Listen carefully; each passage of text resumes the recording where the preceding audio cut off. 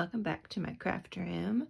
Today's video is continuing on with my beginner junk journaling series, and today's topic is all about pages for your signatures and just different ideas that you can use to use for your signatures.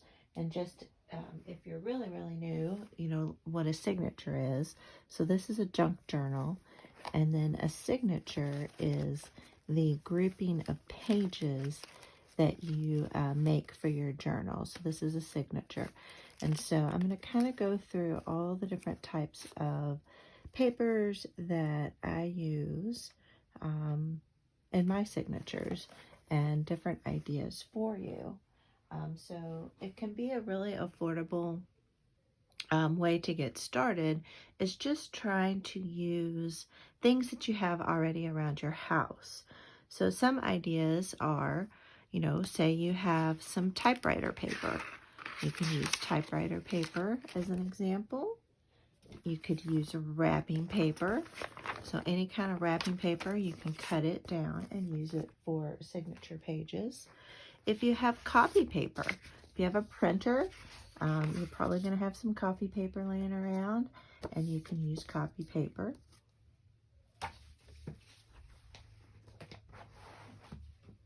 Another idea is cardstock. So you can just buy some nice thin cardstock. You can get it in all different kinds of colors. This is just white, but it comes in all different kinds of colors. And if you do any sort of scrapbooking or making cards, then you probably have some cardstock or scrapbook paper already around at your house. Now, some of the things that you can do to add a little more interest to your copy paper, scrapbook paper, and things like that is that you can dye it. So there's a lot of different ways that you can add color to your paper. So there's tea dyeing, there's coffee dyeing. You could use different vegetables. Like here's an example of an avocado dyed paper. So this was just a white piece of paper, and dyed it with avocados. And that's what's crazy is, you'd think it'd come out green, but the skin and the pit turns the water pink. And then here's some tracing paper, and I tea dyed this. And then here's another idea of tea dyeing. Other people have used food coloring to dye their papers. There's cabbage. You can use like a red cabbage. There's all different ways that you can use to add a little bit of interest. Another thing you probably have laying around your house is construction paper. And so that's another thing you can use for book pages. And this one, I actually tried avocado dyeing this one.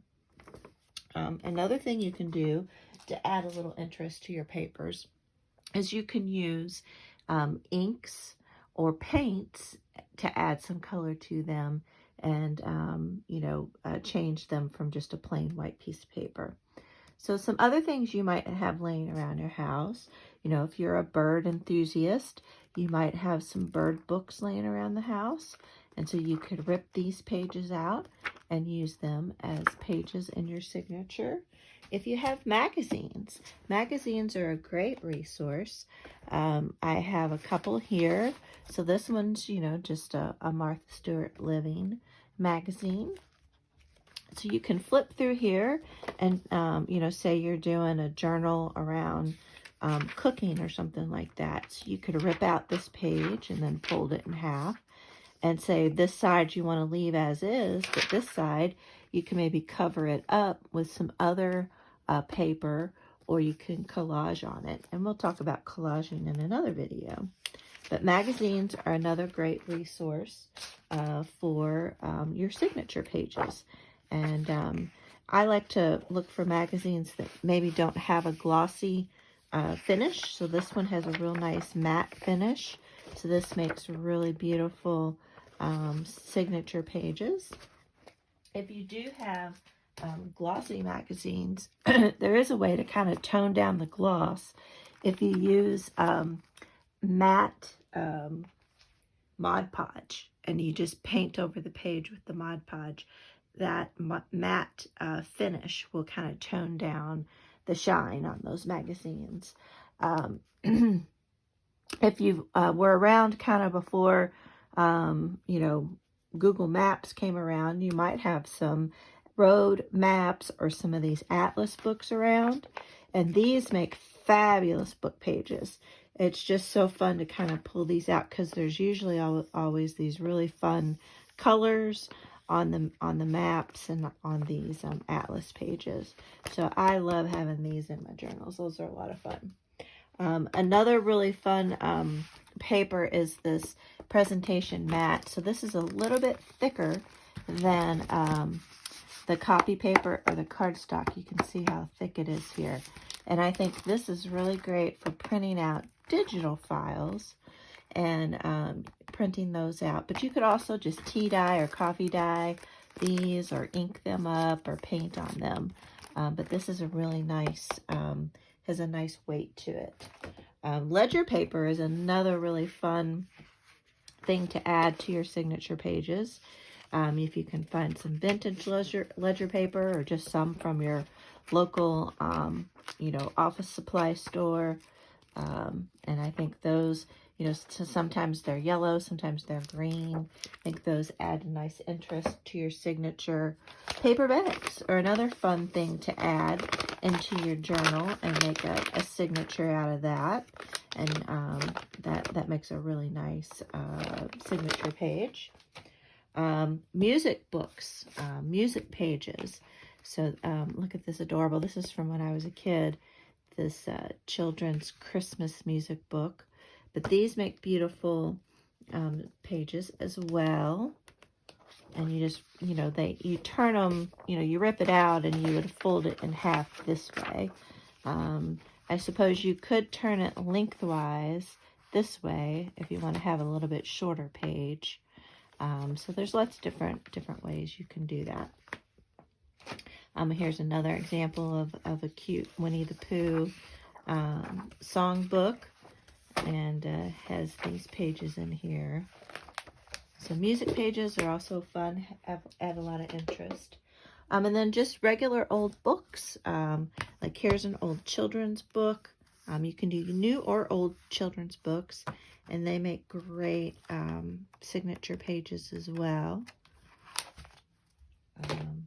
Here's cards, so old cards that you have. Turning these in, they're kind of already folded the perfect size to add as a signature page. So any cards you have laying around, you can use those. Doilies, paper doilies, and even lace doilies make great little decorative pages. And then envelopes, you could put two envelopes together and they make a page. And then you have these longer slimline. You could fold these in half and have a nice little page, and you can trim the edges and have little pockets there.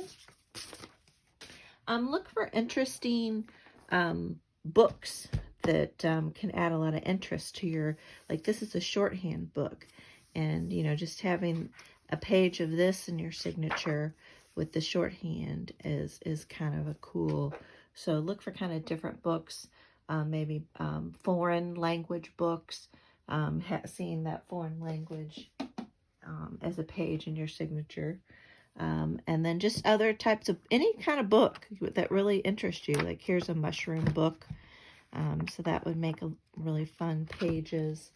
And then just old, you know, other old books that you find either at Goodwill or at thrift stores. You can buy books at the Dollar Tree and use pages out of there. Here's another kind of a big envelope. So like take your junk mail. This is some junk mail here. And use your envelopes that the junk mail comes in for signature pages. And then if you have any old notebooks around from either when you were in school or your kids were in school. So here's a really old journal. And so you can use these pages or even just a composition notebook. These are also great to kind of tea dye or, you know, dye with coffee or whatever you're choosing. So those make great pages. And then just good old, you know, a pad of scrapbook paper. So you can get these at any sort of craft store you have around or online. And I always wait for these to be on sale, and don't pay full price for them. But these make really colorful additions. This pad here, you can see all the different colors here. And I think it's fun to look for the double-sided scrapbook paper pads, so that way the one side isn't white. But even if you have ones that are just white on the back side, you can decorate those up, you know, with paints or inks, or you can glue other pieces of paper to them, to the white side to kind of decorate it up. So let's see, I think, yeah. So those are just some ideas for you of different items that you can use to make your signatures. And what I like to do is have a variety of different kind of pages in my signatures. And I'll kind of go back to this one here. So you can see on this one, I have a piece of scrapbook paper. And it was double-sided. And then I have here is a avocado dyed piece of just school paper. And that's another one that I didn't point out. Here's a music page. Here's a piece of coffee paper, and I actually got a digital file where I could print lines and kind of turn it into a journal page. Here's just an old piece of paper from an old notebook that wasn't all used up. Here's some construction paper.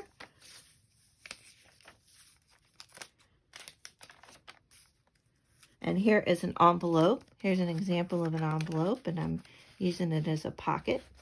And then on the other side is a second envelope. Here's a piece of yellow ledger paper. Here's some of that tracing paper I was telling you about. I showed you.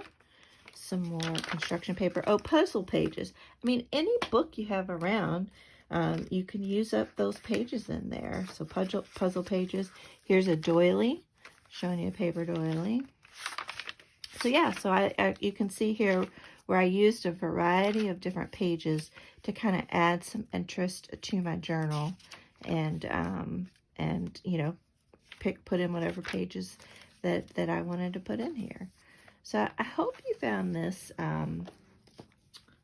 video helpful to kind of get you started on thinking about what papers you could use for your signatures, so you don't have to go out and buy a lot of money. Kind of take a look around your house, or look around your children's houses or your parents' house, and see what paper they have laying around, and kind of just start with that. So if you have any other questions, just leave them down in the comments below. And also check out my other beginner series videos that I have on this playlist, you know, about sewing a signature, you know, doing the cover. So just take a look at all the different videos I have. So I kind of broke them out into individual little topics to make it a little bit quicker and easier for you all that are new learning about junk journaling. All right, I will see you all on the next video, and remember to hit that like button. Thank you all so much, and I'll talk to you later. Bye.